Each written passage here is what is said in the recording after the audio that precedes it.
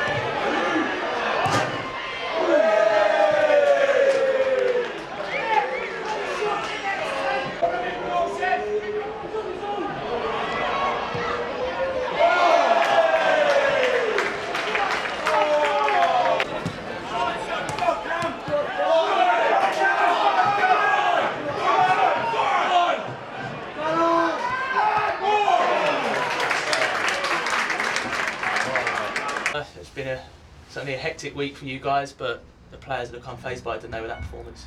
Yeah, I thought they were outstanding. I thought Aldershot were the better team for the first 20-25 minutes, I must be honest, but they didn't really hurt us. I don't think I would keep them. He made a couple of interceptions from crosses, but bar that, didn't really hurt us. We were pleased to come in 0-0 at half time, and the performance second half, I thought we controlled the game.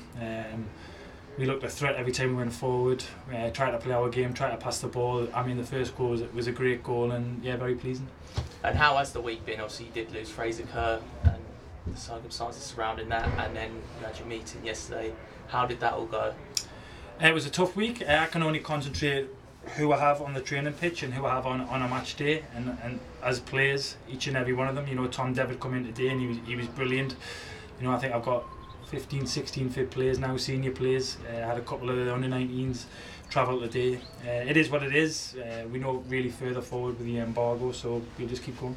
Are you in a better place of understanding where you are with the embargo now? Do you know what the club needs to be done? I think it's in the league's hands now. They're going to go back and reassess everything, and hopefully within the next 7 days we should hopefully get it lifted. But listen, I don't want the players to worry about that. You know, I can only concentrate on the players on the pitch, and I thought they were brilliant. Yeah, again, another good win for them today, but will you be going into the wanting to go into the market, because you're down to the bare bones at the moment, aren't you? That's the thing, yeah. I think we would like a couple. If we could, in an ideal world, we would like a couple more strikers to in. But listen, until that embargo gets lifted, we can't do anything anyway. So, you know, I'll work with the lads that we've got. You know, they're a credit to themselves, they're a credit to myself and the football club, and we go again. And what is it about these lads? You say the togetherness looks unreal out there. The problems you faced off the field could distract the best of us. Yeah, the friends first and foremost, and I've just said there in the changing room, if you get a good changing room and you get young lads, a lot of them are young lads, local lads that have grew up with each other, they know what it's like to play for football in the North East. They really get on it, and they want to get better. They're not the finished article, but you know, there's loads of improvement to make, but they've been outstanding.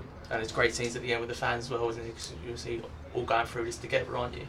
Yeah, the support is a different class. We're not the biggest club in the league fan base, but I think, you know, we've definitely got the loyalists and one of the loudest. You know, when they come to the home games, they're fantastic. And I don't think there's maybe 10, 15 there away at the game, but credit to them, they've stuck by the players in which I asked them to, and yeah, so the supporters and the team will all stick together.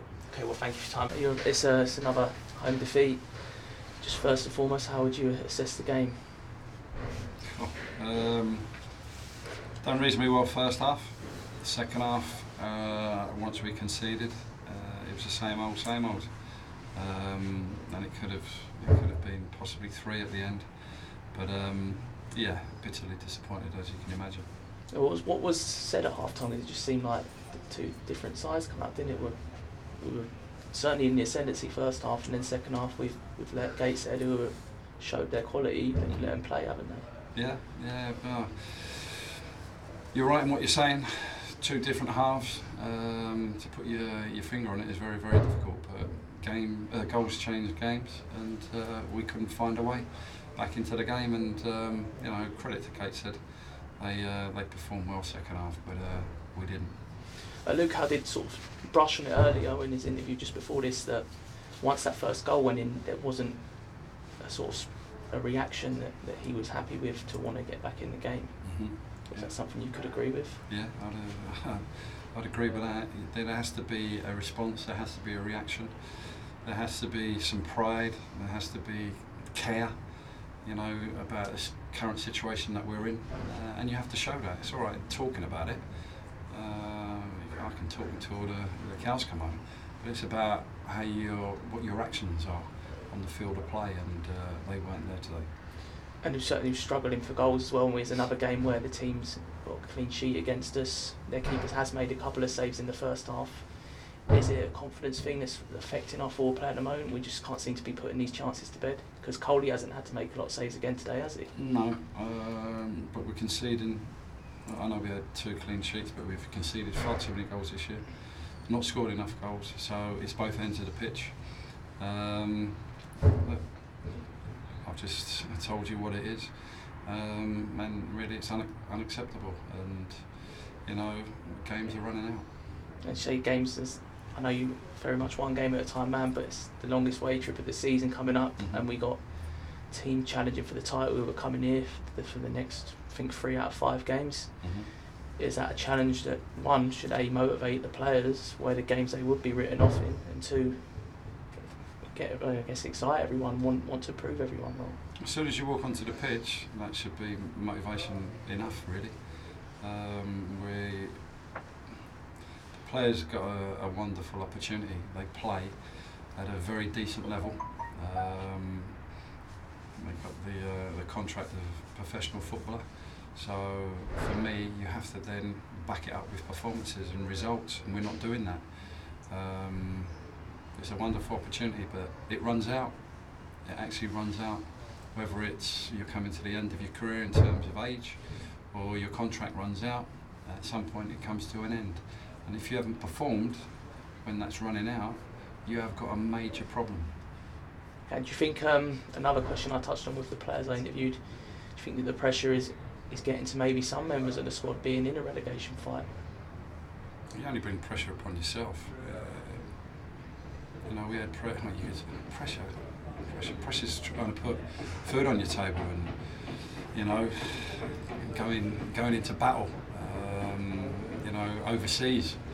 That's pressure. We're playing a football match, and you should be enjoying playing that and have that, you know, enjoyment of going out there and battling away to get a win and a result. And the challenge ahead is to try and get us out of, you know, the relegation zone that we're in. If that's pressure, wow, there's far more important things in life and in this world that bring pressure upon yourself. Playing a football match for 95 minutes. I'm not so sure that's too much pressure. Can we go to the team selection today as well? We have Meds back, who recovered very quickly from a nasty-looking injury against Halifax, and Shamir was back on the bench too. I noticed there was no Mannion or McDonald today. Are they both injured? Yeah, both injured too. And was it good to have Meds back after so quickly? Like I say, it did look like a nasty. Well, we thought he could have been out for a long time, so yeah, he made a quicker recovery than we thought.